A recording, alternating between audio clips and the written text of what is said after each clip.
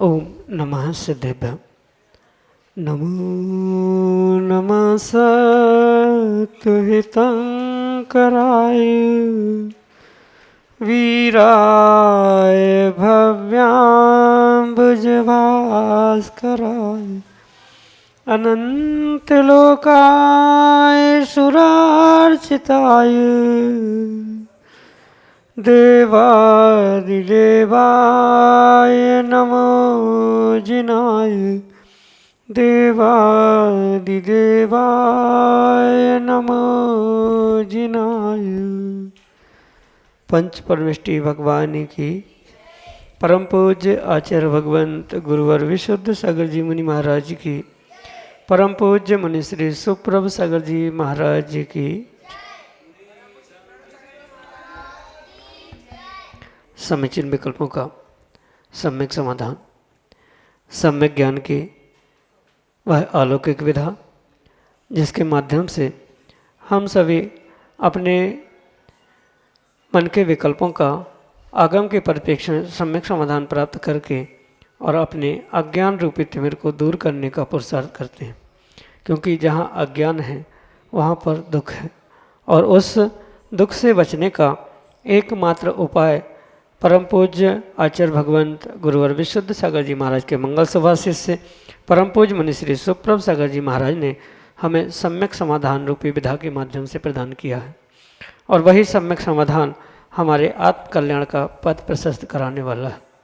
ऐसे आत्मकल्याण की अनूठी विधा प्रारंभ करते हैं और आज के पहले विकल्प के लिए अमरावती महाराष्ट्र से विराजचंद गरीबे महाराज श्री के चरणों में बारंबार नमोस्तु निवेदित करते हुए अपना समीचीन प्रश्न रख रहे हैं कि महाराज जी, मंदिरों में देखने में आता है कि कुछ एक प्रतिमा जो होती हैं उनके सर पर बाल होते हैं और कुछ प्रतिमाओं के सर पर बाल नहीं होते हैं, तो उन प्रतिमाएं जिन पर सिर पर बाल नहीं होते वे प्रतिमाएं अरिहंत भगवान की हैं या सिद्ध की हैं, और ऐसा क्यों होता है कि कुछ प्रतिमाओं के सर पर बाल हैं कुछ पर नहीं?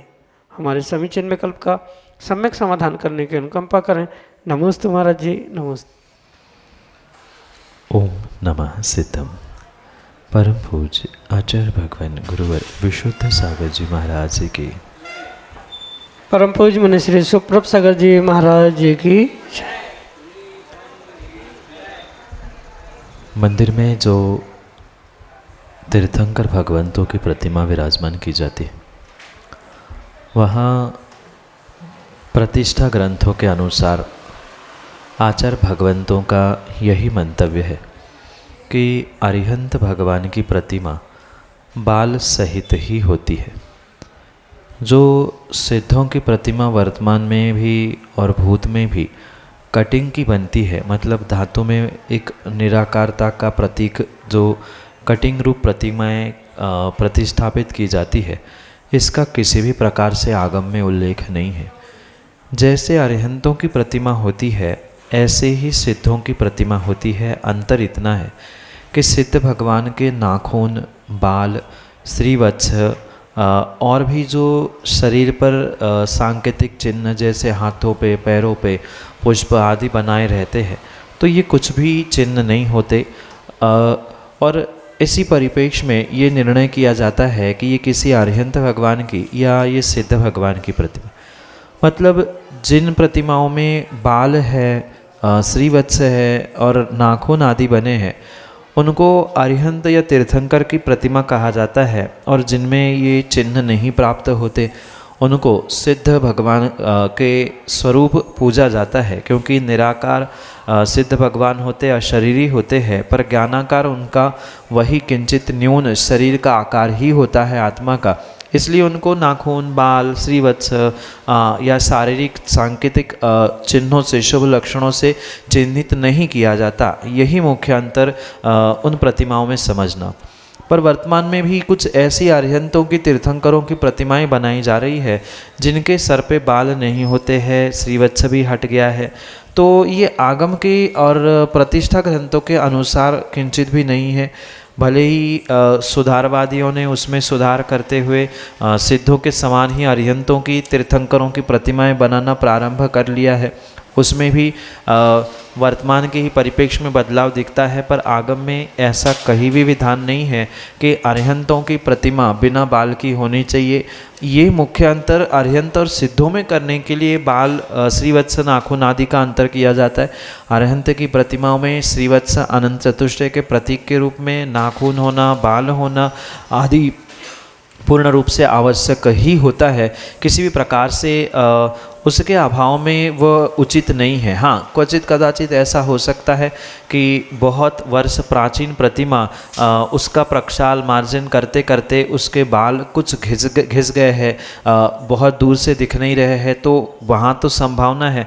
पर प्राचीन सभी प्रतिमाओं में ये विशेष रूप से अंतर प्रदर्शित किया जाता था। अरिहंतों की प्रतिमा बाल सहित, केश विन्यास, नाखून सहित होती है, और सिद्धों की प्रतिमा केश और नाखून आदि के अभाव में होती है। चाहे वर्तमान, भूत या भविष्य किसी भी प्रकार से कोई बदलाव करे, आगम में बदलाव नहीं हो सकता। अरिहंत की प्रतिमा बालों सहित ही, केश विन्यास के साथ ही होनी चाहिए, क्योंकि केवल ज्ञान प्रकट करते जो जिनकी जैसी अवस्था है थी वैसा ही अवस्था का प्रदर्शन उस तीर्थंकर अरिहंत प्रतिमा में किया जाता है, और सिद्ध बनने के समय पर जो उनकी अवस्था है उसका प्रदर्शन वहाँ सिद्ध प्रतिमा में किया जाता है। ये अंतर समझते हुए निर्णय करें कि सिद्ध प्रतिमा और अरिहंत प्रतिमा केश विन्यास के अंतर से समझी जा सकती है। प्राचीन प्रतिमा माना कि प्रयोग करने से घिस गई है, बाल नष्ट की ओर है, तो वह प्राचीनता और उसके कारण से दीर्घकाल के पूजन, प्रक्षालन, अभिषेक आदि के कारण से ऐसा हुआ है, ये समझना होगा। पर वर्तमान में अगर कोई ऐसी प्रतिमाएं बनी जा रही है तो वह आगम के परिप्रेक्ष्य में उचित नहीं है। यही आपके लिए सम्यक समझ। साधना गंगवाल, नयापुरा, उज्जैन, मध्य प्रदेश से महाराज श्री के चरणों में बारंबार नमोस्तु निवेदित करते हुए अपना समीचीन विकल्प रख रहे हैं कि महाराज जी, जैसे तीर्थंकर भगवान की माता भगवान के गर्भ में आने के पहले 16 सपने देखते हैं, ऐसे ही क्या चक्रवर्ती की माँ भी सपने देखती है, और यदि देखती हैं तो कितने? हमारे समीचीन विकल्प का सम्यक समाधान करने की अनुकंपा करें। नमोस्तु महाराज जी, नमोस्तु। तीर्थंकर भगवान, चक्रवर्ती आदि जो 63 सलाखा पुरुष है, भले ही दोनों 63 सलाखा पुरुषों के अंतर्गत आते, पर 16 स्वप्न देखना, गर्भावतरण होना, जन्म कल्याणक आदि मनाया जाना, ये सब कुछ तीर्थंकर के माता के नियोग से ही होता है। अन्य किसी माता के लिए ये नियामक बंधनकारी नहीं होता, क्योंकि सामान्य बेटे की माँ भी उसके जन्म से पहले एक आध स्वप्न देखती है।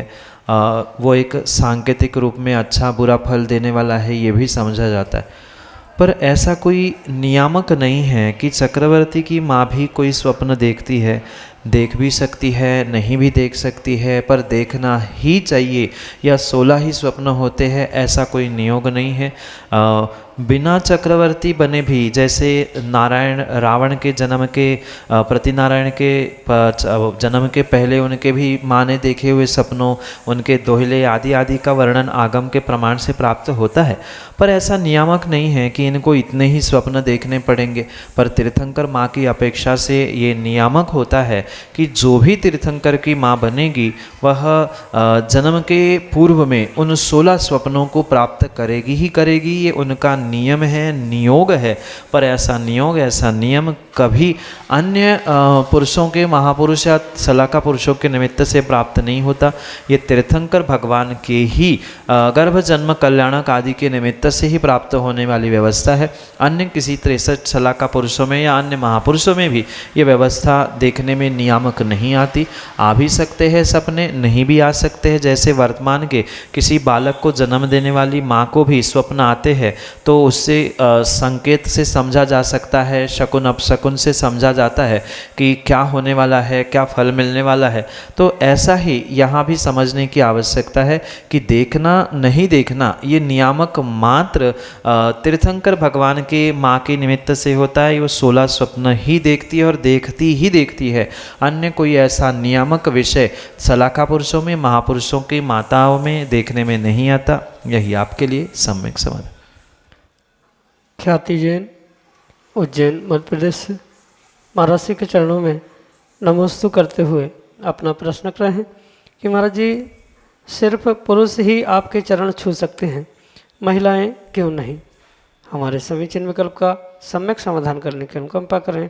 नमोस्तु महाराज जी, नमोस्तु। लोक व्यवहार नाम की भी कुछ वस्तु होती है जिसके परिपेक्ष में ये व्यवस्था वर्तमान में बहुत विवेकपूर्वक समझने की आवश्यकता है। क्योंकि मुनिराज अपने उस संयम मार्ग पर आगे बढ़ रहे हैं और अपनी संयम की सुरक्षा करने के लिए वे स्त्रियों से, महिलाओं से विशेष रूप से अपने आप को, अपने भावों को, अपने शरीर से भी दूर रहने का प्रयास करते। और इसी कारण से ये जो व्यवस्था वर्तमान में देखने में आती है कि स्त्रियों के द्वारा मुनिराजों के चरण स्पर्श नहीं करना, ये लोक मर्यादा और व्यवस्था के अपेक्षा से सत्य ही समझने की आवश्यकता है। क्योंकि भाव कब, कहाँ, कैसे परिवर्तित हो, ये सब कुछ व्यवस्था लोक मर्यादा के कारण से समझना। क्योंकि नीतिकारों ने और आचार्यों ने लिखा है कि यद्यपि शुद्धम लोक विरुद्धम ना करणीयम नाचरणीय। कितना ही वह विवेक से कोई कार्य करे, भावों में करने वाले के भी कोई खराबी नहीं है, पर फिर भी शुद्ध होने पर भी लोक व्यवहार का, लोक मर्यादा का ध्यान करते हुए ही कार्य करेंगे तो ही वह फलदायी हो सकता है। और लोक व्यवहार ही इसका सर्वश्रेष्ठ उत्तर है। यही आपके लिए सम्यक समाधान। प्रज्ञा जैन, उज्जैन, मध्य प्रदेश से महाराज जी के चरणों में नमोस्तु करते हुए अपना प्रश्न कर रहे हैं कि महाराज जी यदि हमारा कोई नियम गलती से टूट जाए तो उसका पश्चाताप कैसे करना चाहिए? हमारे समीचीन विकल्प का सम्यक समाधान करने की अनुकंपा करें। नमोस्तु महाराज जी, नमोस्तु। टूटे हुए नियमों के प्रति पश्चाताप आपको आपके भावों से, अंतरंग से ही करने की आवश्यक, क्योंकि पश्चाताप और प्रायश्चित इसमें बहुत अंतर है। जब मुझसे गलती हुई है इसका मुझे भान होता है और उसके प्रति मैं खेद करते हुए मैं पुनः उसको ना दोहराऊं, इन भावों के साथ उन गलतियों के प्रति अपने आप से जो क्षमा के भाव, गलती नहीं दोहराने के भाव, क्यों किया, ऐसे जो भाव है उसे ही पश्चाताप कहा जाता है। पर इन पश्चातापों से, टूटे हुए नियमों से, किए हुए गलतियों के सुधार के लिए आपको पूर्ण रूप से मात्र पश्चाताप नहीं, प्रायश्चित को भी प्राप्त करना आवश्यक। प्रायश्चित एक तप है और उस प्रायश्चित को प्राप्त करने के लिए आपको निर्ग्रंथ गुरु को तक पहुंचना बहुत आवश्यक है। पश्चाताप क्योंकि आप अपने भावों से कर लोगे कि मुझसे गलती हुई, मैं गलती नहीं दोहराऊं, या अच्छा कार्य मैंने नहीं किया, इस विषय तक तो आपने पश्चाताप प्रकट कर लिया अपने आप से, जिसे आगम के परिप्रेक्ष्य में निंदागर्ह कहा जाता है, स्वसाक्षी पूर्वक। और वही जब गुरु के साक्षी पूर्वक आप इसकी आलोचना करेंगे कि हमसे ये गलती हो गई और इसके कारण से मुझे प्रायश्चित प्रदान करे, मैं पश्चाताप के भावों से अंदर ही अंदर अपने इन गलतियों के प्रति झुलस रहा हूँ, मुझे उससे निकालने का प्रयास करे, इन भावों से आलोचना करते हुए निर्ग्रंथ गुरु के पास प्रत्यक्ष पहुंचकर आपको इसका प्रायश्चित लेना होगा और प्रायश्चित से ही आप उन प्रत्येक पाप कर्मों की, अपनी गलतियों के प्रक्षालन के लिए निमित्त प्राप्त कर सकते या उनका प्रक्षालन कर सकते। इसलिए मात्र पश्चाताप से काम नहीं होगा, क्योंकि पश्चाताप से भी, निंदागरहा से भी कुछ अंशों में पाप कटते हैं, नष्ट होते हैं, प्रक्षालित होते हैं। पर पूर्ण रूप से अगर पापों का प्रक्षालन करना है तो गुरु के चरणों में पहुंचकर आपको प्रायश्चित ग्रहण करना परम आवश्यक है।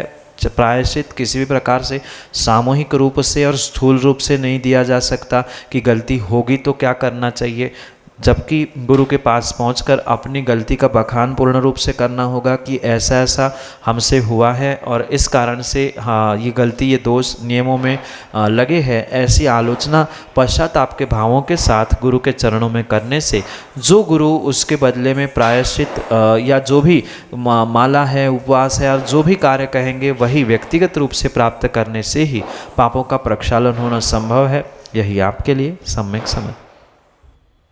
महिपाल गंगवाल, लक्ष्मीनगर, उज्जैन, मध्य प्रदेश से महाराज जी के चरणों में नमस्ते करते हुए अपना प्रश्न रख रहे हैं कि महाराज जी, शांति धारा के पश्चात जो छत्र चमर की स्थापना की जाती है उसमें जिनके पास प्रातिहार नहीं होते वे हाथ हिलाकर ही करते हैं, तो यह कहाँ तक उचित है?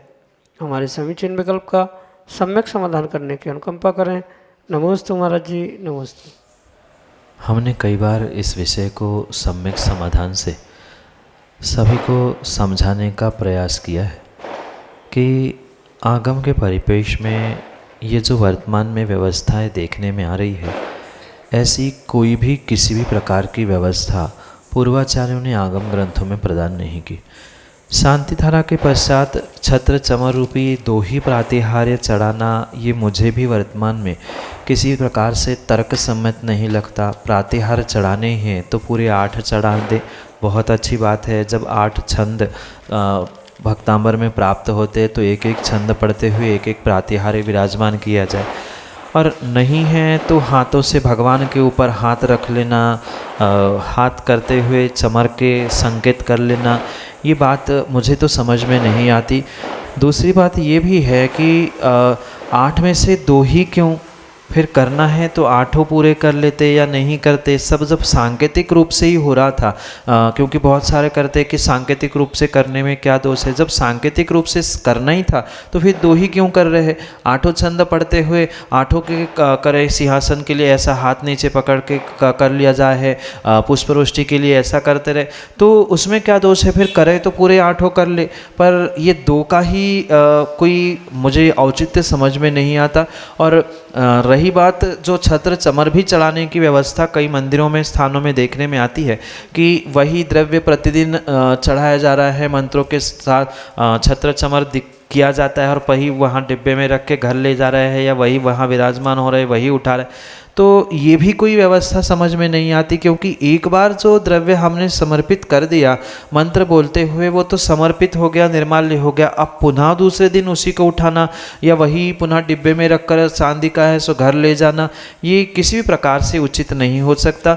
ना हाथ से करना उचित है, ना वह चांदी आदि से या किसी द्रव्य से बनी हुई वो प्रातिहार्यों को कुछ एक करके ही चढ़ाना, ये भी किसी प्रकार से उचित मुझे समझ में नहीं आता, क्योंकि उसमें कोई सम्यक में दोष नहीं है, इसलिए करते आ रहे हैं। क्योंकि अगर आप गौर से थोड़ा सा अनुभव कर चुके हो तो आने वाले मतलब आए जो 20-25 वर्ष के पूजा पाठ का क्रम आपने देखा, अभिषेक आदि का क्रम देखा, तो उसमें बहुत सारी ऐसी विशेष विशेष क्रियाएं जोड़ी गई। कुछ 25-50 वर्ष पहले विनय पाठ नहीं होता था, अभिषेक के पहले भी जो आज बहुत सारे पाठ पढ़े जाते हैं उनकी भी कोई आगम के परिप्रेक्ष्य में व्यवस्था नहीं लिखी। नहीं पढ़े तो भी कोई उसमें पाप नहीं है, दोष नहीं है। तो ये जितनी भी व्यवस्था है ये मात्र भावों की विशुद्धि के लिए है।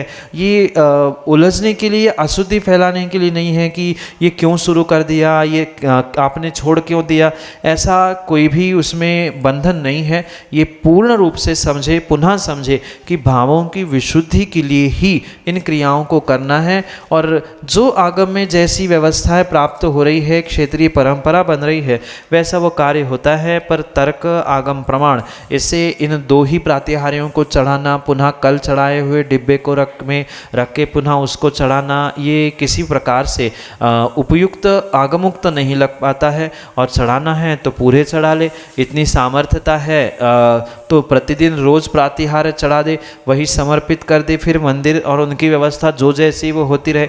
और भावों से ही करना है तो फिर भावों से ही कर ले। आधे हाथ रख रहे हैं सर पर, आधे चंवर ढुला रहे हैं, तो ये बात समझ में नहीं आती। तो इसका विचार विमर्श करने की आवश्यकता है। पर आगम में इसका कोई प्रमाण नहीं है और तर्क से भी कोई इसकी सिद्धि नहीं होती। पर सम्यक दर्शन में बाधा नहीं है, इसलिए जो है सो है वह स्वीकार भी करना होगा। यही आपके लिए सम्यक समझ। प्रियम जैन, दमोह, मध्य प्रदेश से अगले समीक्षण विकल्प के लिए। नमोस्तु महाराज जी। नमोस्तु महाराज जी। मेरा प्रश्न ये है गुरुदेव कि बहुत से लोग 16 करते हैं तो प्लास्टिक की वस्तुओं का प्रयोग करते हैं और भी वस्तुओं का प्रयोग करते हैं, लेकिन सिर्फ कपड़ों का 16 करते हैं कि हम छू ना जाएं। लेकिन चटाई का भी प्रयोग करते हैं और भी अदर प्लास्टिक की वस्तुओं का प्रयोग करते हैं, ऐसा क्यों प्रभु? नमस्ते।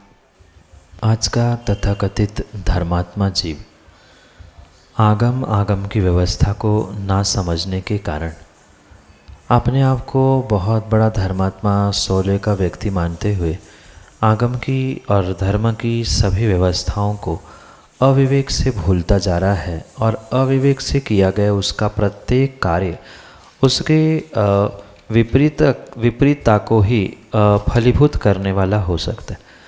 जैसे शौर्य का विषय है, बहुत सारे लोगों को तो ये ही नहीं पता कि ये शौला होता क्या है, शौले के वस्त्र किस प्रकार से किए जाते हैं। अनछने पानी में ही उसको भिगो दिया, रस्सी पे डाल दिया, शर्ट पैंट पहने ही उसको उठा के पन्नी में, टोकनी में कहीं रख लिया, लकड़ी से उठा के रख रहे हैं। ये किसी भी प्रकार से आगम की व्यवस्था नहीं है। पहली बात तो स्पष्ट समझे कि प्रासुक जल से ही, मात्र छाने से मैं नहीं कह रहा हूँ, कि प्रासुक जल से ही उन वस्त्रों को शुद्ध करते हुए उन्हें शौले आदि की संज्ञा प्राप्त की जा सकती है। अनछने पानी से या छने भी पानी से किया है तो अगर 48 मिनट में कपड़े नहीं सूखे हैं तो वहाँ गीलेपन में जीवों की उत्पत्ति होगी। अपने आप वो 48 मिनट बाद कपड़े शौले के होने की जगह असौले के हो गए, क्योंकि पानी सूखा नहीं है, कपड़े सूखे नहीं हैं और वहाँ जीव सम्मूर्छन भी होना प्रारंभ हो चुके और पानी में भी जीव होते। तो इसलिए जब भी शौला सुखाया जाता है सबसे पहले प्रासुक पानी का प्रयोग करते हुए ऐसे स्थान पर उसे सुखाना चाहिए जिसे किसी भी प्रकार से कोई स्पर्श न करे। ये भी विडंबना वर्तमान में देखने में आती है कि स्वयं कपड़े असौले के पहने, शर्ट पैंट पहने हैं और दूर से ऐसे छू छू करते हुए उसे उठाकर रख रहे हैं। अंदर के अंडर गारमेंट्स तो बदले ही नहीं हैं, उसके ऊपर मात्र धोती दुपट्टे पहनकर आ गए। ये भी किसी के परिप्रेक्ष्य में उचित नहीं है। चाहे अभिषेक की व्यवस्था, पूजन पाठ की व्यवस्था हो या मुनिराजों के आहार दान आदि की व्यवस्था हो, तो कई सारे स्थानों पर ये विडंबनाएं देखने में आती।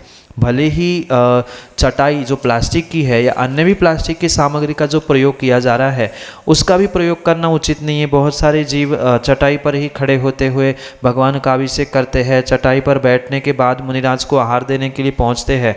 तो ये पूर्ण रूप से उनकी अविवेक से प्राप्त होने वाली परिणति है, जिसके कारण से उनको नियम से आने वाले समय में कुभोग भूमि में जाना पड़ेगा, जहाँ लंबे लंबे कान होते हैं, आधा तिर्यंच आधा मनुष्य आदि शरीर रूप परिणति को वह जीव प्राप्त करता है मात्र अशुद्धि के, असौले के वस्त्र पहनने के कारण। चाहे अभिषेक पूजन का विषय हो, चाहे दान आदि की व्यवस्था हो, वहाँ पूर्ण रूप से शुद्धता का पालन करना होगा। पर तभी ये संभव है जब व्यक्ति उसको आगम के परिप्रेक्ष्य में समझेगा और उतना विवेक उसके पास होगा। चटाई को स्पर्श करने के बाद या बहुत सारी ऐसी बैग है, आजकल तो जूते चप्पल भी सोले के हो गए हैं, गाड़ियाँ भी सोले की हो गई है, तो ये व्यवस्थाएं समझ में नहीं आ रही है। किसी प्रकार से सोले के जूते चप्पल बनते ही नहीं हैं, सोले की बैग, सोले की पन्नियाँ, सोले की गाड़ियाँ कहाँ से बनने लगी मुझे तो पता नहीं है। आप बहुत अधिक बाहर समाज में रहते हो तो आपको हो पता शायद कि सोले के जूते चप्पल बन रहे हैं। तो ये सभी विडंबना वर्तमान में अविवेकी और प्रमादी जीवों के कारण से हो रही है। ये ध्यान रखें, सोले की गाड़ी, सोले के सेट, सोले के जूते चप्पल कुछ भी नहीं होते। जो सूती वस्त्र है, रेशम के भी कपड़े आजकल सोले के रूप में पहने जाते हैं। बहुत सारे ऐसे भी वस्त्र पहने जाते हैं जिनको स्टार्च, नील, टीनोपाल आदि से चमकाया जाता है, तो ये भी किसी प्रकार से सोले के नहीं बचते। तो इन सब का विवेक रखते हुए ही इन कार्यों को, इन क्रियाओं को करने की आवश्यकता है। पहले तो आगम के परिप्रेक्ष्य में सोला क्या है, शुद्धि के वस्त्र क्या है, कैसे बनाए जाते हैं, उसकी मर्यादा क्या है, कितने दिन की है, ये भी समझनी होगी। कई स्थानों पर तो हमने देखा एक धोती दुपट्टा उतार के रखता है, दूसरा मित्र वही पहनकर आता है, अभिषेक करता है, तीसरा पुनः उतार के रखता है, चौथा पुनः पहन के आता है। ये भी सोला बचता ही नहीं है, क्योंकि एक बार शरीर को स्पर्श हो गया, वो अशुद्ध हो गया, पुनः उसका प्रयोग ही नहीं होना चाहिए। तो बहुत सारी ऐसी बातें हैं जो व्यक्ति विवेक के साथ समझना नहीं चाहता, इसी कारण से ये वर्तमान में विडंबना देखने में आ रही है। और अविवेक से किया हुआ कार्य उनके लिए नियम से दुर्गति के लिए कारण हो सकता है। और जैसी जिसकी मति है वैसी उसकी गति, और जैसी गति होने वाली है वैसी वह मति करता है। यही आपके लिए सम्यक समाधान।